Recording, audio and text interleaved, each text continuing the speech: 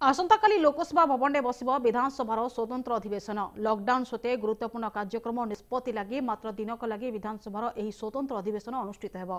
यह अधिवेशन में व्यय मंजूरी बिल पारित हेब। प्रथम थर पर विधानसभा बदल में लोकसेवा भवन में अनुष्ठित हेब राज्य विधानसभार अधिवेशन। बाचस्पति निर्देश में निर्दिष्ट संख्यक सदस्य एही अधिवेशन में जोगदेवे। एथिपाई केवल सुरक्षा नुहे स्वास्थ्यगत कारण को दृष्टि रखी परिष्कार परिच्छन्नता प्रति अधिक ध्यान दिया जायछि। आसंता कालीर अधिवेशन में समस्त दलर 30% लेखाएं विधायक सामिल हेबाकु कहिसेंति बाचस्पति। एही अधिवेशन पई बीएमसी पक्षरु लोकसेवा भवन कॉन्फ्रेंस हॉल को सैनिटाइजर करा जायछि। आसंता काली सकाळ 10:30 रे आरंभ हेबो विधानसभा। प्रथमे प्रश्नकाल बातिल पई आसीबो प्रस्ताव पारित हेबा परे गिलोटिन रे बाकी थिबा विभागर बजेट पारित हेबो।